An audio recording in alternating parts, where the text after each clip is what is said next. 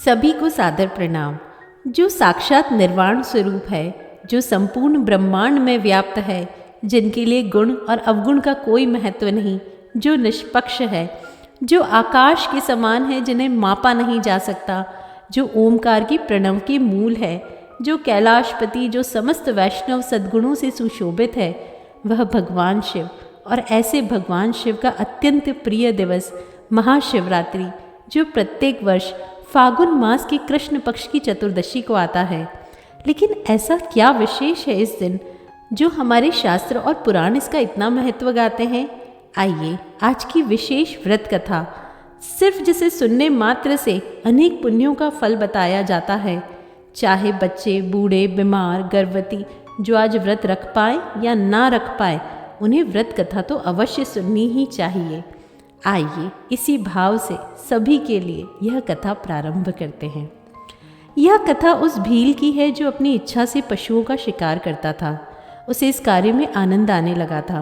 वह पशुओं का शिकार करने में इतना निपुण हो चुका था कि जिस भी पशु के ऊपर नज़र डालता उसका अचूक शिकार करके रहता।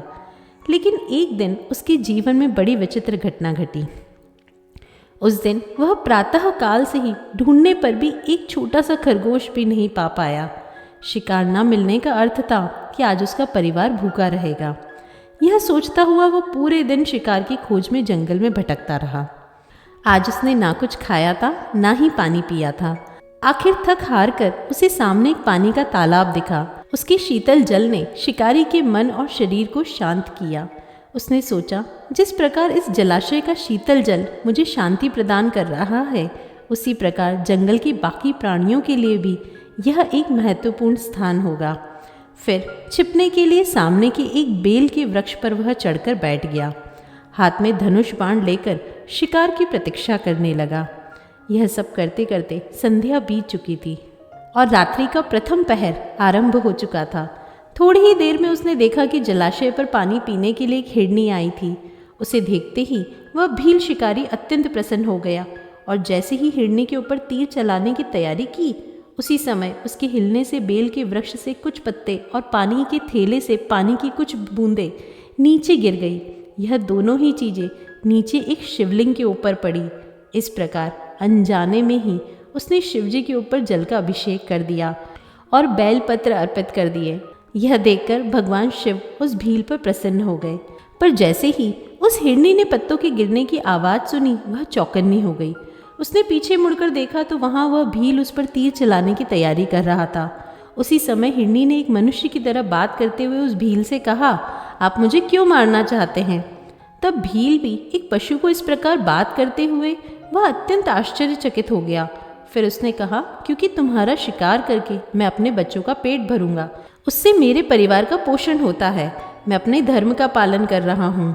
यह बात सुनकर हिरनी ने कहा, यह तो मेरे लिए सौभाग्य की बात है कि मैं आपके परिवार के हित के लिए काम आऊँगी।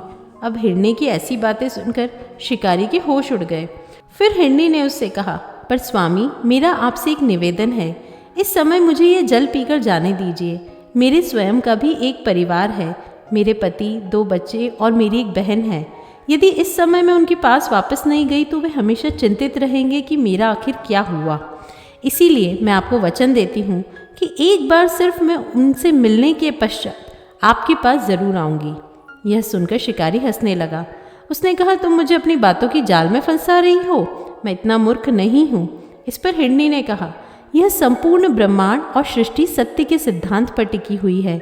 अगर मैं अपना वचन ना निभाऊं तो मुझे उन सभी लोगों का पाप लग जाए जो भगवान विष्णु और भगवान शिव की पूजा नहीं करते, जो कृतज्ञ हैं, जो दूसरों का बुरा करते हैं। हिरनी की यह बात सुनकर शिकारी का हृदय पिघल गया। उसने हिरनी का वचन लेकर उसे जाने दिया। यह सब में रात्रि का पहला प्रहर समाप्त हो चुका था। शिकारी ने कुछ भी खाया पिया नहीं और वह जाग भी रहा था। रात्रि के दूसरे प्रहर में उस पहली हिरनी को ढूंढते हुए उसकी बहन आई।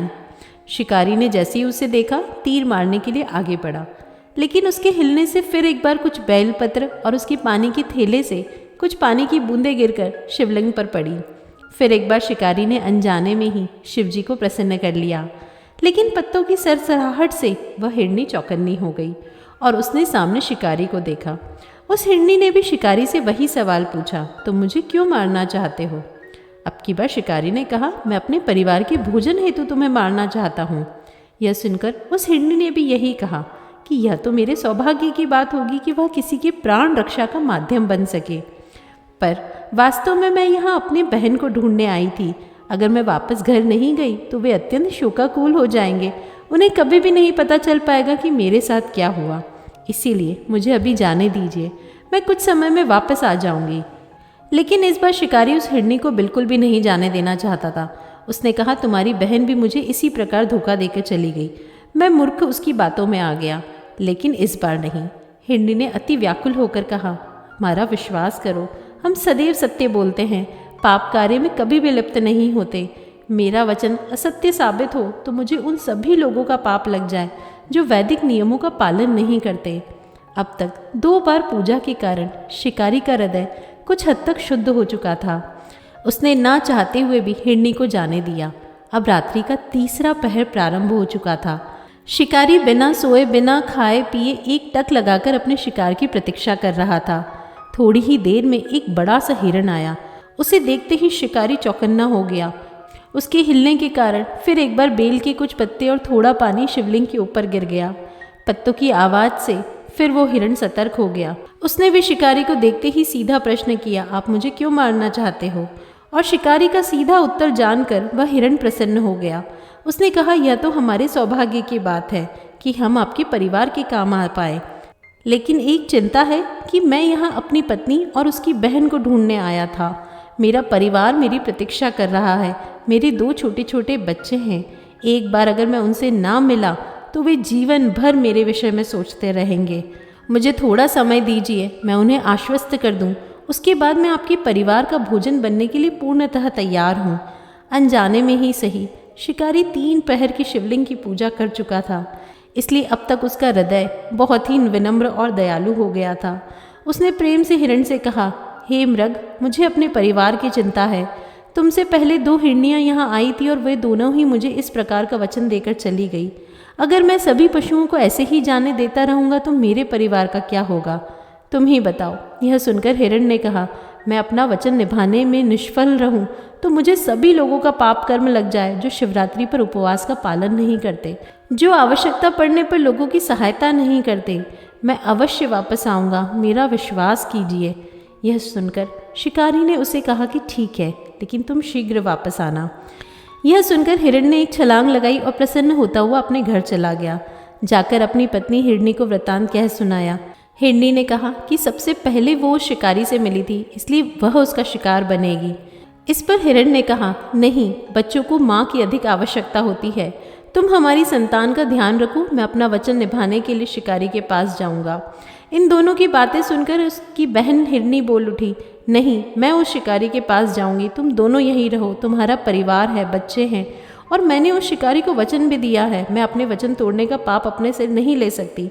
इस प्रकार तीनों हिरण आपस में चर्चा करने लगे। जब कोई उपाय नहीं मिला और अपने वचन तोड़ने का पाप कोई भी नहीं लेना चाहता था, तब दोनों बच्चों ने भी सोचा कि यदि परिवार के बिना जीना है तो इससे अच्छा है कि साथ में ही मृत्यु हो जाए।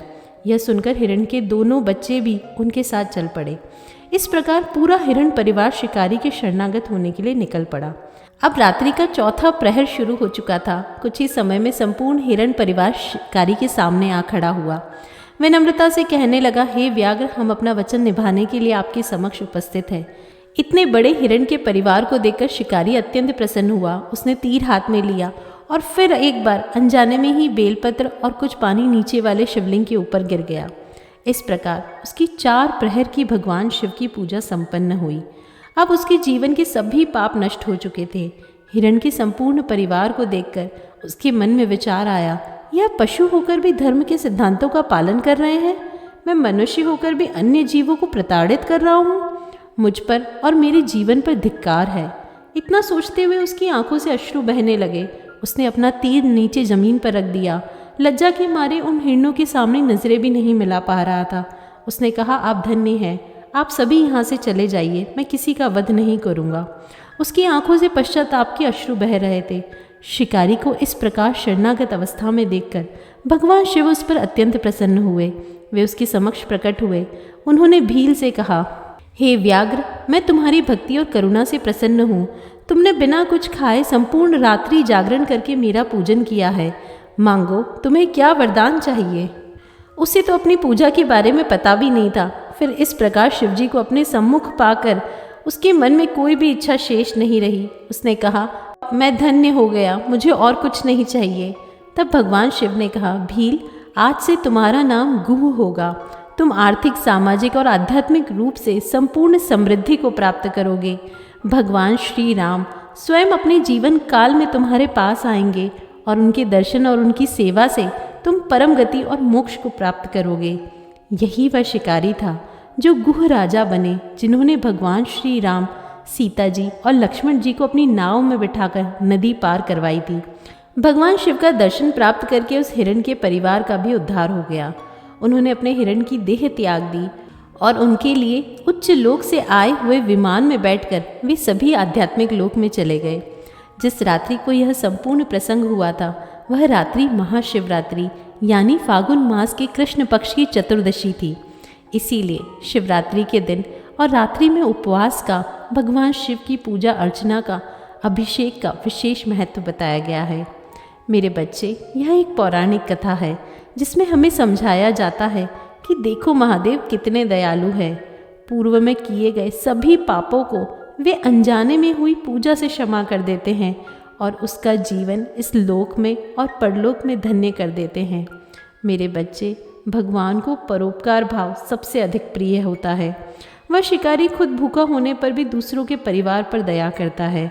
उसका यही कर्म उसके कल्याण का मार्ग बनाता है। अतः हमारे पर्व और हमारे ग्रंथ हमें यही भाव सिखाते हैं। हमें भी जीवन में परोपकार भाव निरंतर बढ़ाना चाहिए। यही सर्व मंगल का आधार है। अपनी आज की कथा को अब मैं यहीं अंत करती हूँ। तुम भी आराम करो मेरे बच्चे और इस गुण को अपने जीवन में बढ़ाने का प्रयास करो। ओम शांति ही शांति ही शांति ही।